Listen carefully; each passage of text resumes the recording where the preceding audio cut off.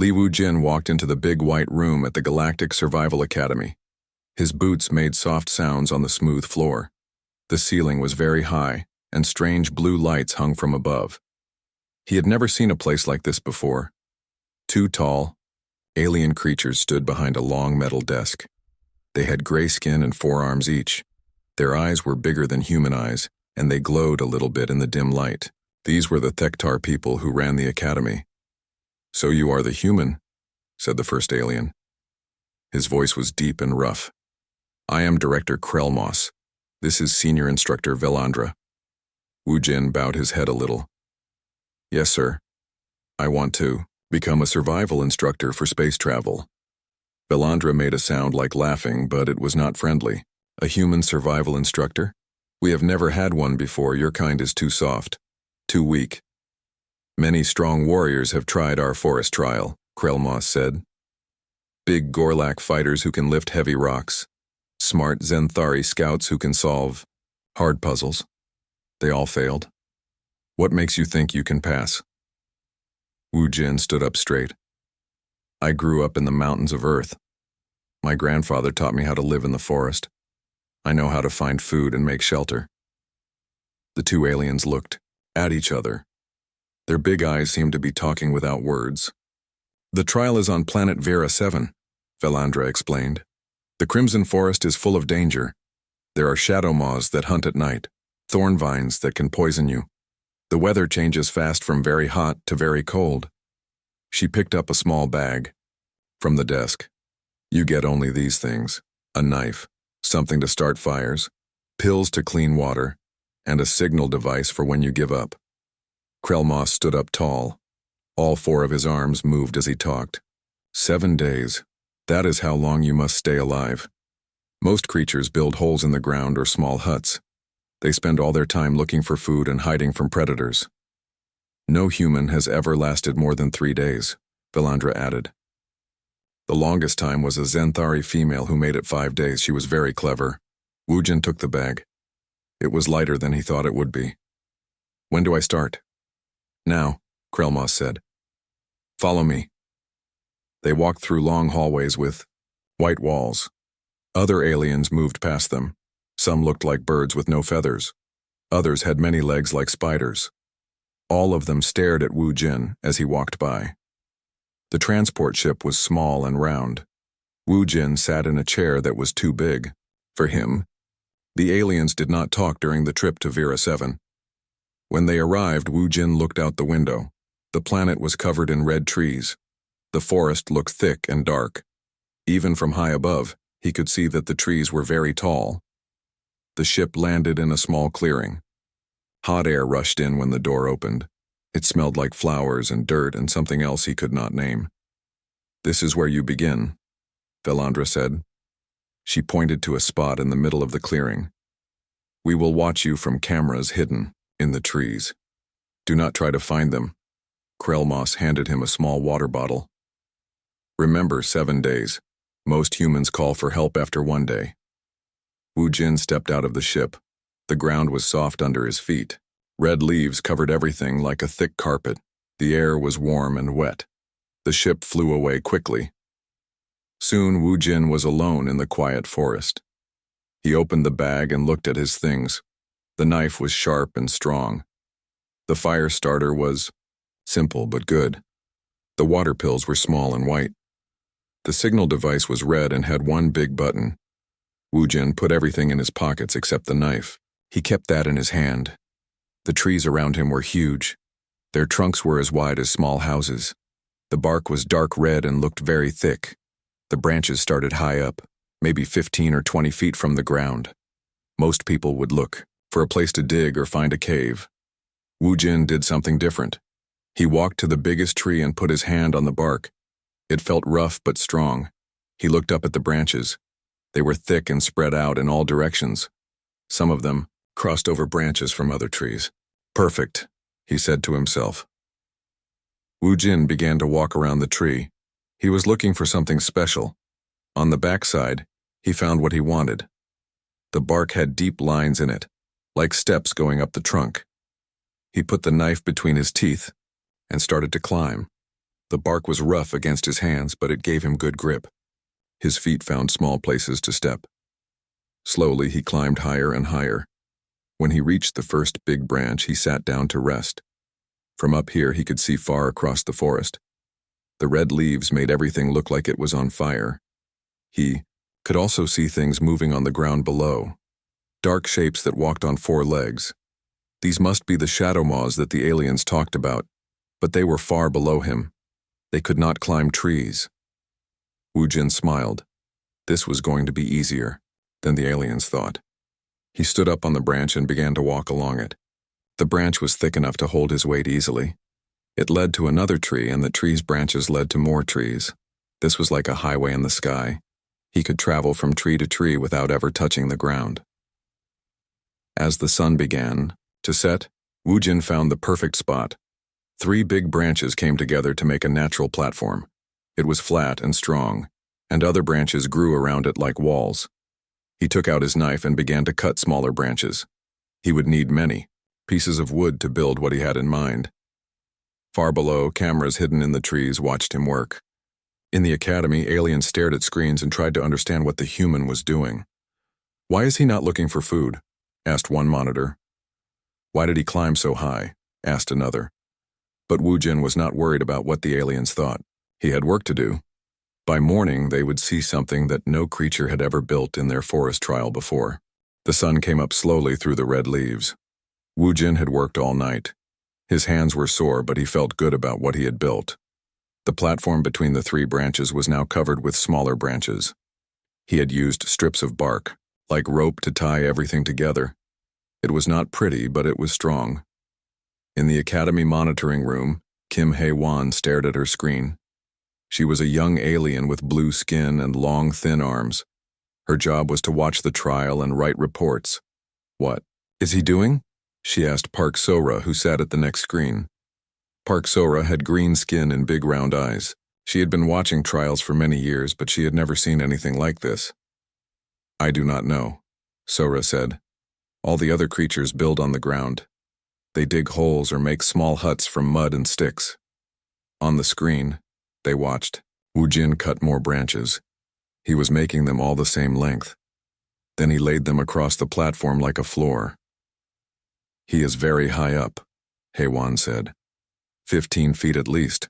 Why would he build up there? "Maybe humans are afraid of the ground," Sora guessed. "Maybe they think danger comes from below." But as they watched, they saw that Wu Jin did not look afraid. He moved around the branches like he had lived in trees all his life. He walked along branches that were only as thick as his arm.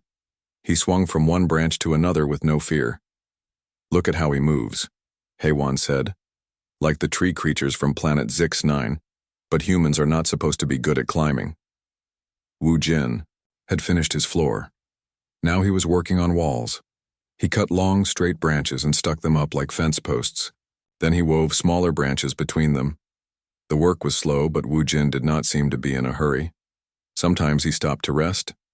Sometimes he stopped to eat berries that grew on nearby branches. "The berries," Sora said suddenly. He found the Nutritree fruits. Hae-won looked closer at her screen. "Those berries are 30 feet from the ground. Other creatures cannot reach them. They have to eat roots and bugs." "But he can just walk over and pick them," Sora said, "like they are in his kitchen." While other trial creatures spent most of their time looking for food, Wu Jin could eat whenever he wanted. The berries were sweet and full of good things his body needed. By noon, Wu Jin had built 3 walls around his platform. The 4th side was left open so he could walk in and out easily. Then something happened that made the monitors very worried. A pack of shadow maws came through the forest. Below, these were big creatures with black fur and sharp teeth. They hunted in groups and were very dangerous. "He needs to hide," Hae-won said. She reached for the emergency button that would call Wu Jin's signal device. "Wait," Sora said. "Look." Wu Jin had heard the shadow maws coming, but instead of hiding, he sat down on his platform and watched them. The shadow maws smelled something strange. They came to the bottom of Wu Jin's tree and looked up. They could see him, but they could not reach him when Shadow Maw tried to climb the tree. Its claws scratched against the bark, but the trunk was too wide and too smooth. The creature fell back down. The pack walked in circles around the tree. They made angry sounds, but after a while they gave up and went away. Wu Jin waved at them as they left. He waved at them, Haiwan said. Her voice was very quiet. Dangerous predators, and he waved at them. Sora said. They sent a report to Director Krelmos. The message was simple. Human behavior is not normal. He shows no fear of predators. That afternoon, Wu Jin started on his roof. He found broad leaves that were good for keeping out rain. He layered them like fish scales so water would run off. While he worked, he sang songs from his home on Earth. The monitors could hear him through their listening devices. Why is he making noise? Haiwan asked. Noise brings predators. But predators cannot reach him, Sora said. Maybe he knows. This. As evening came, dark clouds moved across the sky. The air became thick and wet. A storm was coming. All the other creatures who had tried this trial before knew to find deep shelter when storms came. The weather on Vera 7 could be very bad. Wind and rain could kill, but Wu Jin just kept working on his roof. The storm hit just after dark. Wind shook the trees. Rain fell in heavy sheets. Lightning made the forest bright for quick moments. Haiwan and Sora watched their screens and worried. His shelter is too high, Haiwan said. The wind will knock him down. But something strange happened. Wu Jin's platform did not fight the wind. It moved with the trees. When the trees bent, his platform bent too. When the trees swayed, his platform swayed too. Under his leaf roof, Wu Jin stayed dry. The platform moved like a boat on water, but it was safe. Other trial creatures had always built hard shelters that tried to fight the wind. The wind always won and broke their shelters. But Wu Jin had built something that moved with the forest. The trees had been bending in storms for hundreds of years. They knew how to survive. His shelter survived with them. This is impossible, Sora said. We need to report this to the director, Haiwan said. While the storm raged outside, Wu Jin was warm and dry inside his tree shelter. He ate berries and drank clean rainwater that ran off his roof into a cup he had carved from wood. He was not just surviving the trial, he was comfortable. The monitors typed their report with shaking hands. Human has created advanced shelter system. Shows no signs of distress. Appears to be enjoying the experience. When morning came, the storm was over. Wu Jin climbed out of his shelter and stretched. He looked around at his work and smiled. Then he began to gather more wood. His shelter was good, but he wanted to make it better. The monitors watched in amazement as Wu Jin started to build a second level on top of his first shelter. What is he doing now? Haiwan whispered. Nobody had an answer. On the third day, Director Krelmos called an emergency meeting. All the senior instructors came to the big conference room. The walls were covered with screens showing Wu Jin working in his tree. This is not normal, Krelmos said. His four arms moved as he talked. Look at what the human has built. On the main screen they could see Wu Jin's shelter clearly. It was now 2 levels high. The bottom level had walls and a roof. The top level was like a watchtower with open sides. It looks like a house, said Instructor Velandra. But houses are permanent. This is supposed to be a survival trial. He has also built this, said Monitor Park Sora. She changed the picture on the screen. Now they could see a system of wooden pipes and leaf funnels that collected rainwater. The water ran down into containers made from carved wood. Wu Jin had fresh, clean water whenever he wanted it. And this, said Monitor Kim Haiwan. The screen showed storage areas built into the walls of the shelter. They were full of berries, nuts, and roots that Wu Jin had gathered. He has more food than he can eat in a week, Haiwan said. Most trial creatures spend all day looking for food. He spends maybe 1 hour. Instructor Velandra stood up. What does he do with the rest of his time? He builds, Sora said. Always building, making his shelter bigger and better. The screen changed again. Now it showed Wu Jin working with small pieces of wood and thin strips of bark. His hands moved quickly and skillfully. What is he making now? Krelmos asked. We think it is a hunting weapon, HFY said.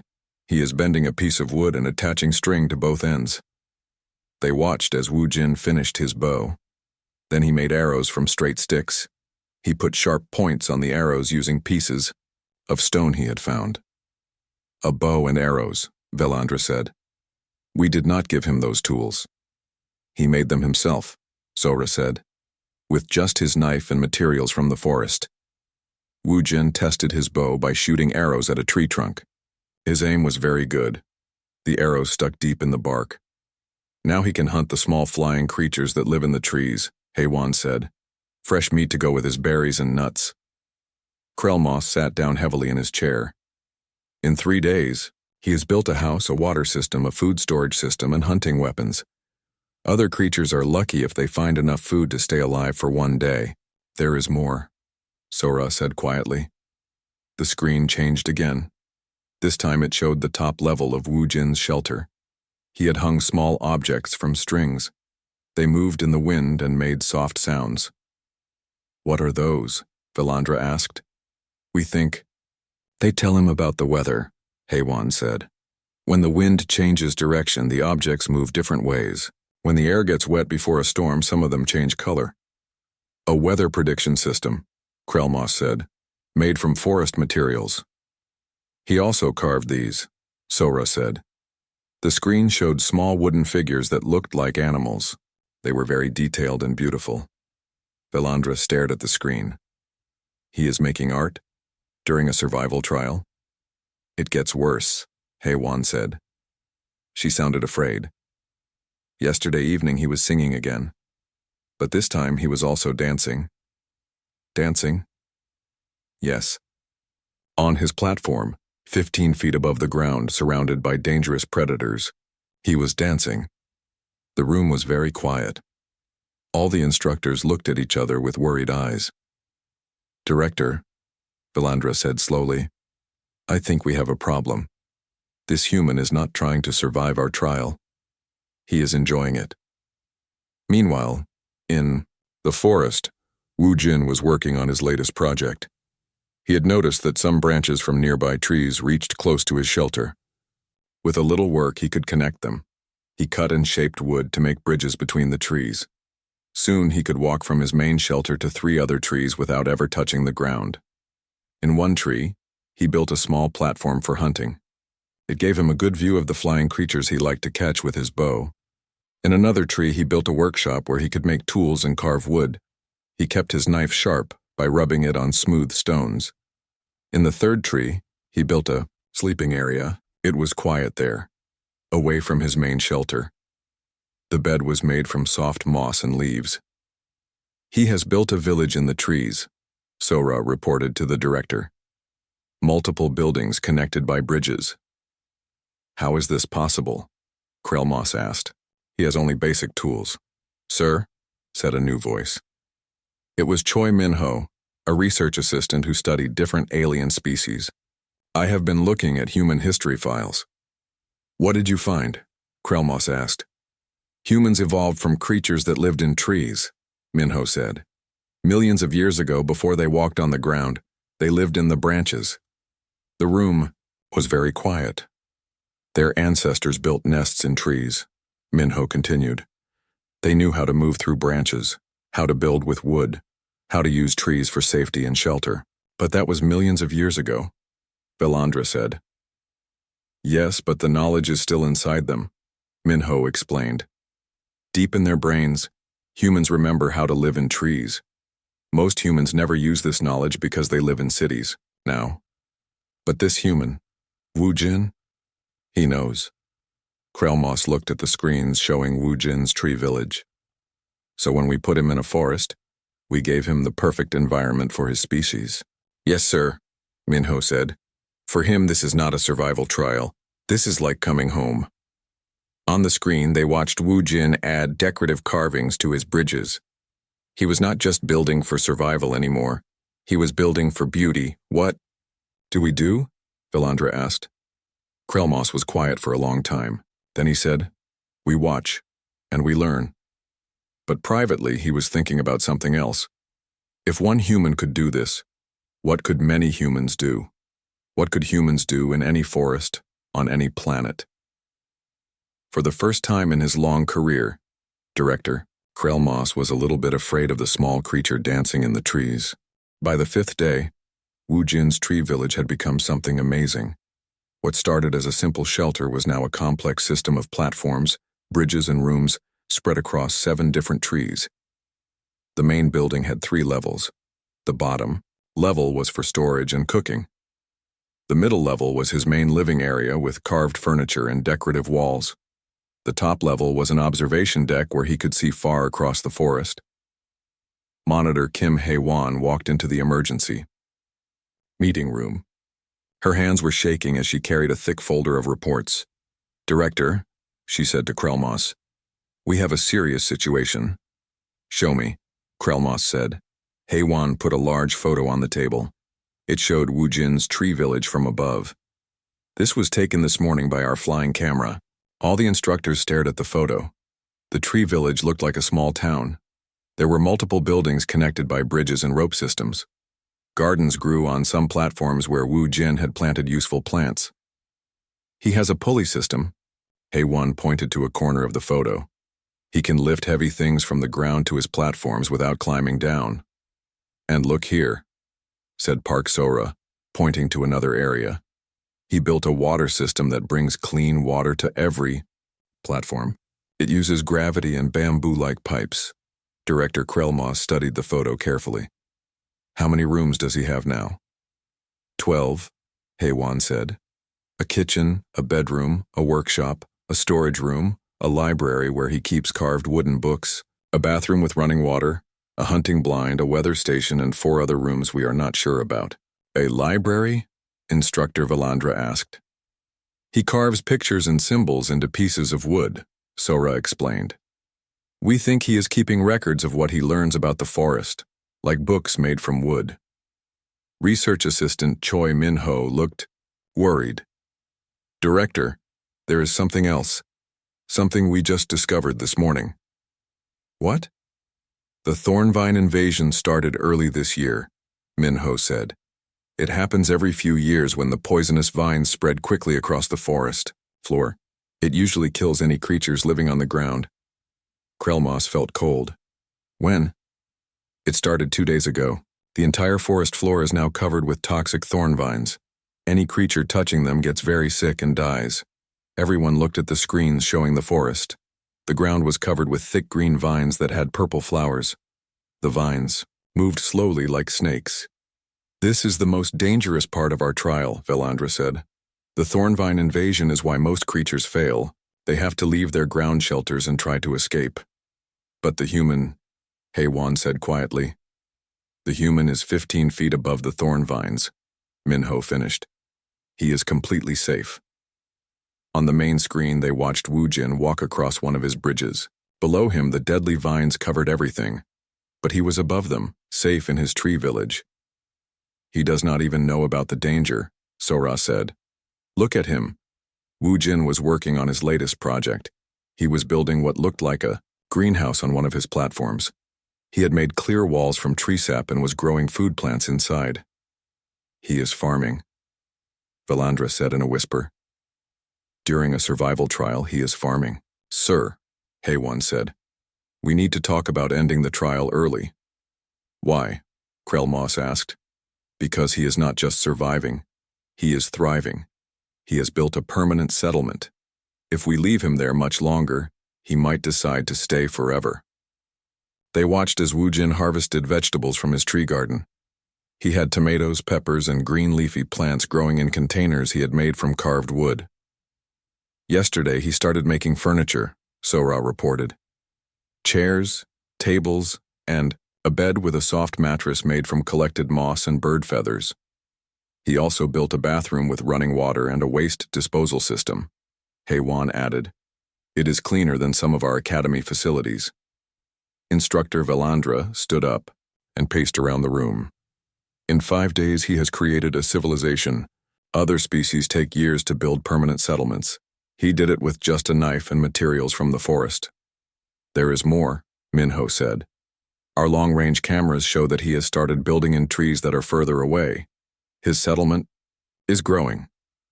The main screen changed to show a wide view of the forest. Red dots marked places where Wu Jin had built platforms or bridges. There were now over 20 red dots spread across a large area. He is expanding, Krellmoss said, building an empire in the trees. And the most frightening part, Minho continued, is that he seems to know exactly what he is doing. This is not random building, he has a plan. They watched as Wu Jin worked on a new bridge that would connect his village to a grove of fruit trees. The bridge was longer than the others and required more complex engineering. Look at how he tests each piece, Sora said. He shakes every branch to make sure it is strong enough.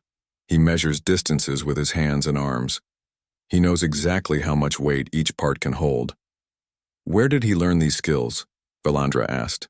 That is what frightens me, Minho said. I do not think he learned them. I think they are natural to humans, like breathing or walking. As if to prove his point, Wu Jin began to sing while he worked on the bridge. He looked happy and relaxed, like someone doing a hobby they enjoyed. He is treating our most difficult survival trial like a fun game, Krellmoss said. Sir, Heiwan said, what do we do? The trial is supposed to end in 2 days. Krellmoss looked at all the screens showing Wu Jin's tree empire. The human had not just passed their trial, he had made it look easy. We wait, Krellmoss decided. We see what he does next. But sir, Valandra said, what if he refuses to leave? What if he wants to stay in his tree village? Krellmoss did not answer. He was thinking about a very scary question. If humans were this good at building in forests, what could they build in space? What could they build on other planets? On the screen, Wu Jin finished his new bridge and walked across it to the fruit grove. He picked fresh fruit for his lunch and then sat on a platform to eat, looking out over his tree kingdom like a king surveying his domain. For the first time in the history of the Galactic Survival Academy, the instructors were afraid of a trial candidate. On the 7th and final day of the trial, the extraction team prepared to retrieve Li Wu Jin from the forest. Captain Nexthara, a tall alien with silver skin and 6 arms, led the team. She had done hundreds of extractions before. Standard pickup, she told her crew. The human will be tired, hungry, and ready to go home. Most trial survivors are happy to see us. But when their ship flew over the forest, Captain Nexthara saw something that made her stop talking. What is that? Asked her co-pilot, staring at the screens. Below them was not a simple survival shelter. It was a small city built in the trees. Platforms and buildings spread across dozens of trees. Bridges connected different areas. Gardens grew on elevated terraces. Check the coordinates, Nexthara said. We must be in the wrong place. No, sir, the co-pilot said. This is the correct location. The human is down there. Nexthara called the academy on her communication device. Director Krellmoss, we have a problem. There is a permanent settlement at the pickup location. That is not a settlement, Krellmoss replied. That is what the human built. That is impossible, Nexthara said. Humans cannot build something like this. Land your ship, Krellmoss ordered. See for yourself. The extraction ship landed in the small clearing where Wu Jin had started 7 days earlier. But the clearing looked very different now. A wooden elevator system connected the ground to the tree platforms above. Captain Nexthara and her crew got out of the ship. They looked up at the amazing tree city above them. Hello, called a voice from high above. They looked up and saw Wu Jin standing on a platform.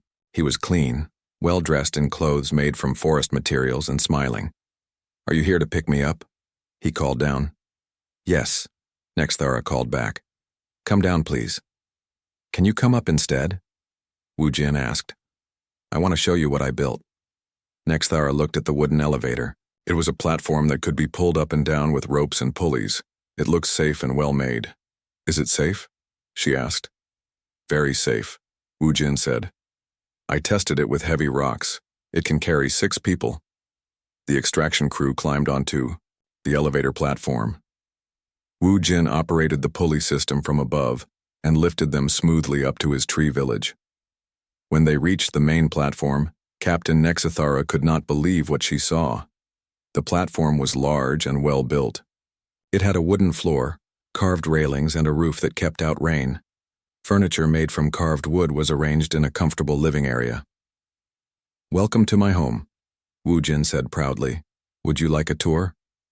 Without waiting for an answer, he led them across a bridge to another platform. "This is my kitchen," he said. The kitchen had a stone stove, wooden counters, and shelves full of food. Fresh water flowed from a bamboo pipe into a carved wooden sink. "The water comes from a spring in the rocks above us," Wu Jin explained. "I built a system of pipes to bring it to all my platforms." He showed them his workshop where he made tools and furniture. He showed them his bedroom with a comfortable bed and carved decorations on the walls. He showed them his library of wooden books. "These are my notes about the forest," he said, showing them wooden plates with carved pictures and symbols. "I learned about the plants, the animals, the weather patterns. Very interesting place." Captain Nexathara and her crew followed him in silence. They had never seen anything like this. "And this is my favorite place," Wu Jin said, leading them to the highest platform. "My observation deck." From the deck, they could see across the entire forest. Other platforms and buildings were visible in nearby trees. Gardens and bridges connected everything together. "How did you build all this?" Nexathara asked. "In only 7 days?" Wu Jin looked surprised. 7 days? It felt like 7 weeks. I had so much fun building everything. "Fun?" asked one of the crew members. "Oh yes," Wu Jin said. "This is the best vacation I ever had. Building in trees is very relaxing." Captain Nexathara called Director Krelmos on her communication device. "Sir, you need to see this." "What is the situation?" Krelmos asked. "The human has built a resort," Nexathara said. "A luxury resort in the trees, with running water, comfortable furniture, and multiple buildings." There was silence on the communication device. "Sir?" Nexathara said. "Bring him back," Krelmos said finally. "Bring him back now." Wu Jin heard this and looked sad. "Do I have to leave? I was planning to add a few more rooms, maybe a workshop for stone carving." "The trial is over," Nexathara said. "You passed." "Passed?" Wu Jin asked. "Was this a test? I thought it was just a camping trip." The extraction crew looked at each other. A camping trip. The most difficult survival trial in the galaxy, and he thought it was a camping trip. "Can I come back sometime?" Wu Jin asked as they rode the elevator down to the ground. "Maybe bring some friends? This would be a great place for a group vacation." Nobody answered him. Back at the academy, Director Krelmos waited in his office. When Wu Jin arrived, Krelmos studied the human carefully. Wu Jin looked healthy and happy. His skin was tan from the sun. His muscles looked stronger. He showed no signs of stress or exhaustion. "How do you feel?" Krelmos asked. "Great," Wu Jin said. "That was the most fun I have had in years. Thank you for letting me try your forest." "You understand that you were being tested?" Krelmos asked. "Oh yes," Wu Jin said. "But the test was easy. Humans have always lived in forests. My grandfather taught me the old ways when I was young." "The old ways?" "Tree building, forest survival, living with nature instead of fighting it," Wu Jin explained. "Most humans forgot these skills, but some families still remember." Krelmos realized something frightening. If Wu Jin was just an ordinary human who remembered old skills, what could an expert human do? What could a team of expert humans do? "Li Wu Jin," Krelmos said formally, "you have not just passed our survival trial. You have exceeded it completely." "Thank you," Wu Jin said. "I am offering you a position as senior survival instructor at our academy," Krelmos continued.